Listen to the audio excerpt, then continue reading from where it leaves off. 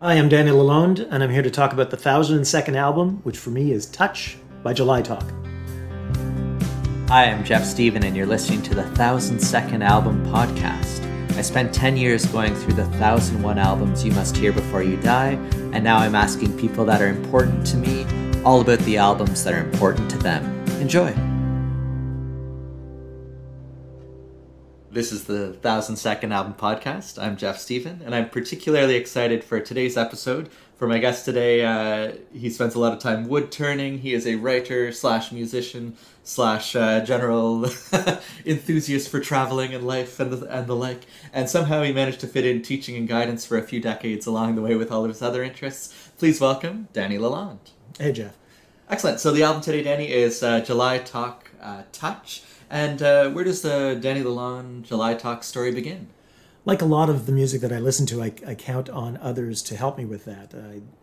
I grew up in Toronto, where there was always lots of good radio, and outside of Toronto, I found it difficult to find good radio stations like CFNY or Indie 88 and that sort of thing. Yeah. And so, as a former teacher, it was often students who would, I would say to a student, "Hey, what are you listening to?" Yes. And that was an inspiration for lots of bands that I've listen to. I'm not somebody who spends a lot of time with nostalgic bands. I do have a large record collection, but I spend a lot of time seeing what's happening now in music rather than in the past. So in 2012, I remember a student coming to me and said, "Have you heard so-and-so?" And life was busy and I didn't check them out at the time. And when Touch came out, somebody else said to me, I think I probably heard them on the radio in Toronto. Mm-hmm. And then somebody else said, "Have you seen them live?" Because and we'll talk about that later, I think. For sure. But yes, as I managed to listen to the Touch album first, and that's where it all begins. And it hooked you in. And it hooked me in, yeah. That's true, and it's so very true that. What's the line in Wheat Kings? You can't be fond of living in the past. Where it's yeah. It's one thing to enjoy the old records, but to not sort of shut out the new as well. And yeah. We're kind of lucky with our chosen profession that we have access to people with a lot more current knowledge. Well, and it's interesting because I've had students refer bands that are from the 80s and 90s that I didn't, like Matt Good. I didn't hear about Matt Good until he was solo. Right. And I the Matt Good band had a string of hits. And oh, for sure. Yeasayer's another one that's a really good band. Nice. So you're saying, so Touch was the one that got you into the catalog, and I gather this is the second one in the... This is their second album, yeah. Nice. And so there's 3 so far. There's a 4th on the way in the new year. Yeah, that's right. And after hearing the second and then going to check out the others, how would you say this sort of compares to or contrasts with the rest of their work? This just to use an English teacher. Yeah, this could be your longest podcast yet because I have lots to say there. I think a lot is owed to the person who's in the booth, the engineers. Yeah. People talk about Billie Eilish, for example, but it's her brother Phineas who is making all the magic in the studio. Right. I think of Brian Eno, who gave U2, Bowie, Talking Heads a sound. Daniel Lanois, another amazing engineer who shaped how bands sounded. Yeah. And the two of those guys together, even better. That's exactly. I'd love to see July Talk work with Lanois if he's still working. They worked with Ian Davenport, who had done some work with Phil Sedleway from Radiohead. Okay, yeah. Very ethereal sounding. And then Bands of Skulls, which is another duet band, but... in Bands of Skulls, I don't know her name, but she sounds a lot like Chrissy Hines, and they sing together rather than against each other. Right. There's this call and answer thing that July Talk does. That's amazing. Yes. Anyway, and so Ian Davenport's worked with those two, and then Alexandre Bonenfant, who's Canadian. Yeah. He's worked with Billy Talent and Avril Lavigne, so some heavy guitar band stuff, and so that's I think some of the magic there. It's Touch is a heavy guitar. Yeah. Album, their eponymous July Talk, their first album has a lot of guitar. Their third album moves away from that a bit, and I think that contrasts. I don't think that's their best thing. Yeah. I've read that their new album and I've heard a couple tunes, and it's heavy guitar. So, so they're back to return that. To the roots. Return to the roots. Yeah. Okay, neat. I agree with that completely, that it's one thing to have these songs, but the sound can make a big impact as well with the production behind the scenes. Yeah, well, and I think there are bands like The Hip that did Up to Here, and then it was a few more before we get to Fully Completely. Right. And so there's this growing as well that a band does. And so I'm going to say that their third album is a growing band, a growing album, and they'll make something amazing in the future. Nice, and 4th time's the charm, I suppose. Yeah. So, I like it. And you referenced Band of Skulls there, the idea of having a duetted vocals, not necessarily dueling vocals, but the two of them there. Yeah. And when I think of July Talk, I sort of think of the sort of top of the mind exercise where if you asked 100 people who were vaguely familiar with the group, describe July Talk, I'd imagine that sort of dual lead singer format would be one of the first of descriptions they'd use. Yeah. But like you said, there's a lot of guitars, there's a lot of production, there's a lot of interesting things happening. But what do you think it is about that Leah Faye, is it Peter Drymanis? Drymanis, yeah, I guess, yeah. Peter Drymanis. Yeah. We're not close, so... That's probably close-ish. What do you think it is about their, that sort of female-male shared lead vocal role that makes such a strong initial impression? Well, I think if you've heard them, it's Salt and Pepper. He's got this growly Tom Waits kind of heaviness to him, and she's got this Bette Midler thing going on. So For sure. it melds really well. I'm not even sure if they're a couple. I don't know that it matters, but they play this couple on stage, this tormented couple in their lyrics and in the characters they play. It's a little bit like John Travolta and Olivia Newton-John in Grease. There's this, especially on Touch, there's this forbiddenness about the relationship in the lyrics. In their relationship, there's this passion, and they're calling each other, and I think they're just great songwriters. There's a good chemistry about what's going on stage. There's, I think, also something fresh about their sound.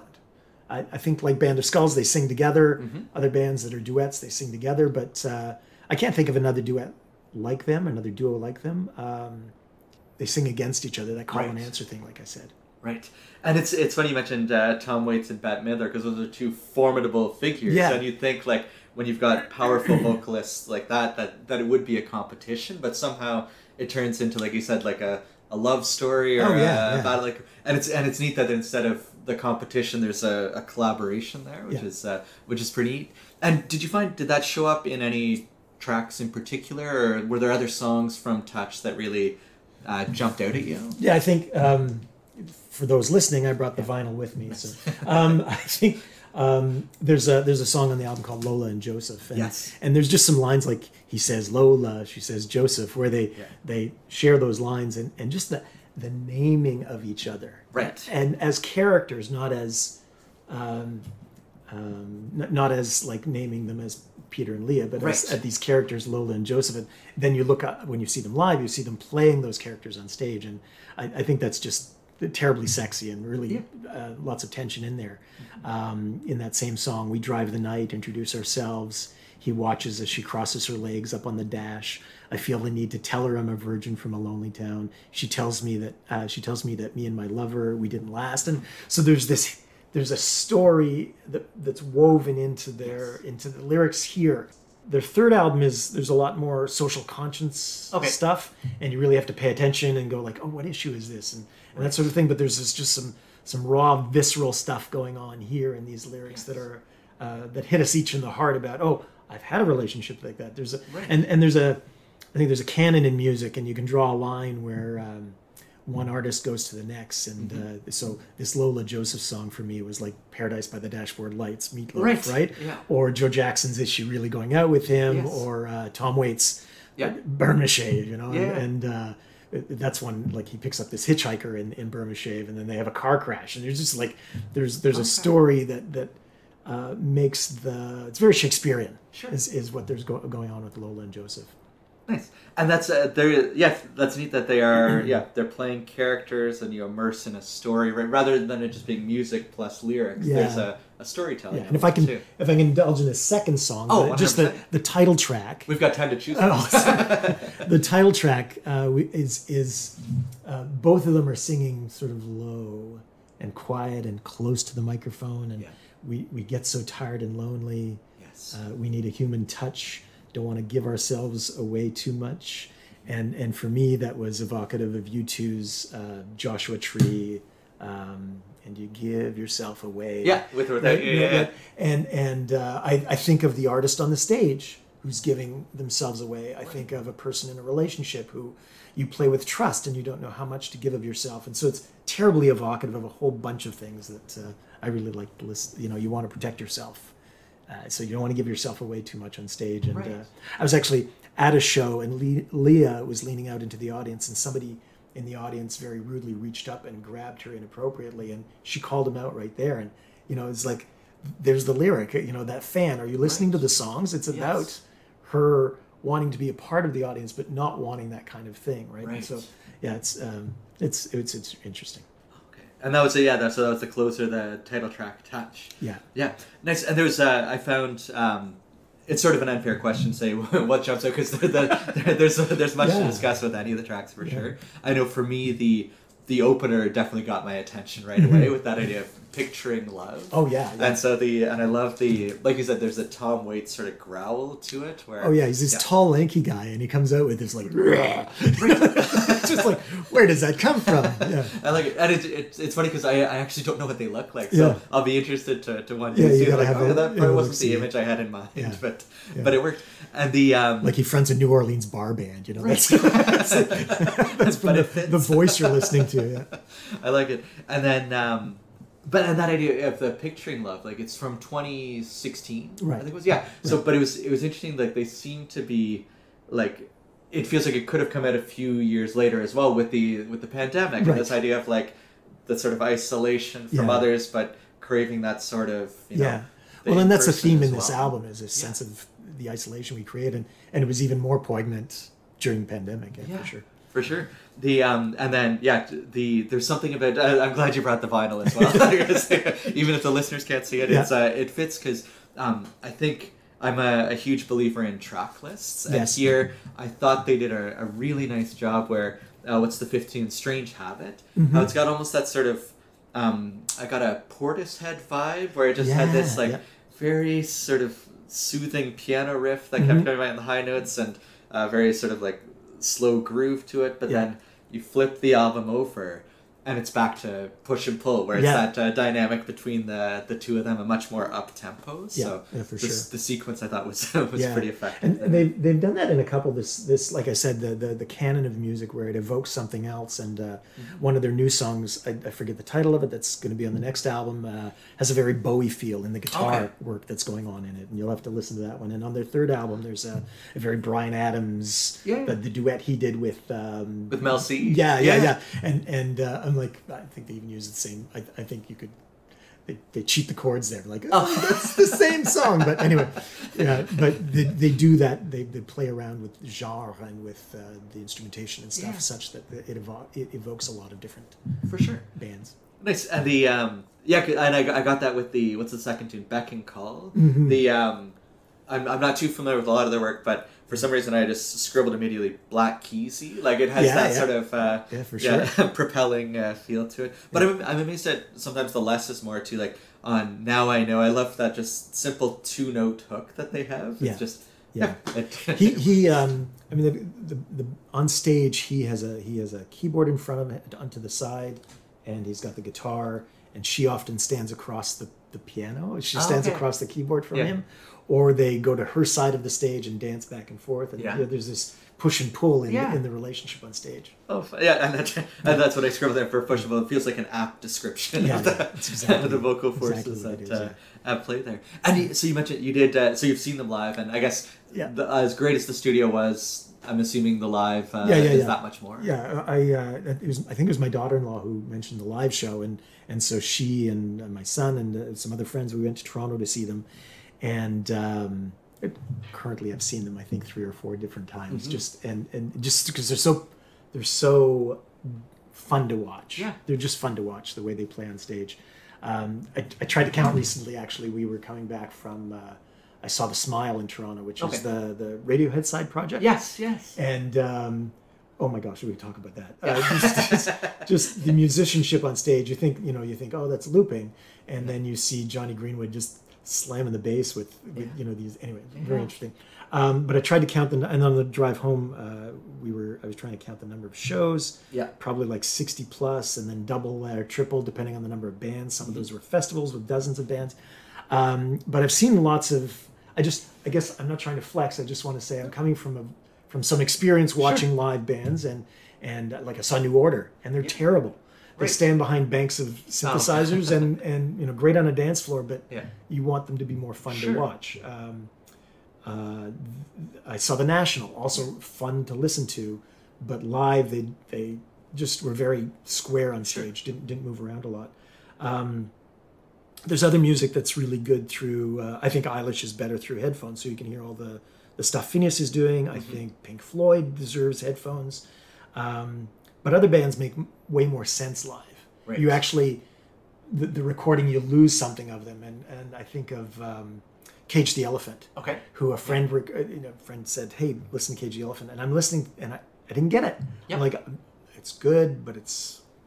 And then we went to see them live, and it was like, oh now, moment. oh, that makes sense. And so, if you're having trouble connecting with July Talk, go and see them live, and you go, oh, it's theater. Yes. And it's I think Bat Out of Hell, Meatloaf's album. Yeah. People took it very seriously, and it was meant as theater. Right. I mean, from the production, from the songwriting, it was meant as theater. Yes. And it was never meant as a serious, Yeah. Kiss album or heavy Right. metal 80s album. It was, A it was late performance. 70s actually. 77, I want to say. Yes, that's right. Yeah, it was a performance album Yeah. rather than, I think 80s because that's when I got it, and it was 10 years on the charts, I think. Right.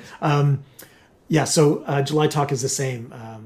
I'd say one of my, of all the bands I've seen, one of the top 5. Just really, really fun to see live. And their play with the stage. It's not unusual for Leah or for Peter to come out in the audience, to surf, and to engage with the audience in that way.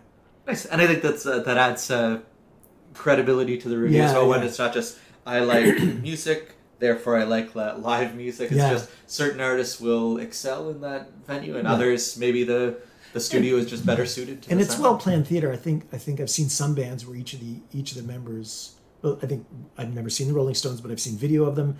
And everyone on stage except drummer, they're competing for attention. Right. They haven't really worked out what they're doing, and it caused conflict in their band. But I think in this band they all understand. And Ian Doherty stands to one side, and the others, they do their thing. Right. And the front people are these two people. Jim Morrison would be another example Sure. where they all knew they were sitting in the back, and it was Jim's show. Right. And not at the expense of the others, but.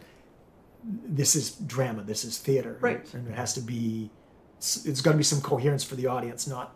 Oh, I'm watching a fight between egos. Right? Yes, and with theater, there's there would be the core and then the supporting cast. Yeah, exactly. And so and especially if it's these sort of love stories playing out on stage, it would make sense to have two people as the focal point rather than everybody. That's right. So, that's good, nice. And I think it wasn't one of them. It was one of the sort of return from restrictions of seeing shows. Was there one of the times you saw them? Wasn't it one of the first shows? Yeah, that's after? Right. Yeah, I saw them at in town at the Grand. Right. And it was their back to live. Yes. And we were all wearing masks and sitting very still and but still taking it all in and enjoying it all in. Yeah. And it feels like that would be an appropriate return to shows as well, where it's that sort of we've been isolated and now we're back in person too. So I feel like they've been on the road for since their first album, and I feel badly for them because they're probably exhausted. Right. But they're meeting with such success, and you have to play to that. So right. And maybe that's their energy. While the iron's hot. Yeah, that's exactly right. Yeah. You keep going. And I guess which sort of brings me to the catch-all where, in particular with Touch, what is it about the album itself that would make it the 1,000-second album that one must hear? So this might be apocryphal, but I think I heard an interview with Leah, and she was talking about how it was odd that their third album wasn't getting the attention, and that in live people wanted to hear Touch, and they wanted to hear July Talk. They didn't want to hear Pray. I think it's called Pray for It. Yeah. Like any good artist, they're growing and they're exploring, and sitting back on their earlier work can probably feel uncomfortable for them. And especially if you're touring all the time, to play the same song over again, probably difficult. The audience doesn't care, but as the artist, you're going, oh, this is that time where we do this and we do that, and I'll tell this joke. And if you've ever taught as a teacher, if you've ever taught the same class twice in a row, you're like, well, this is the part where I tell this joke, and it's less funny the second time.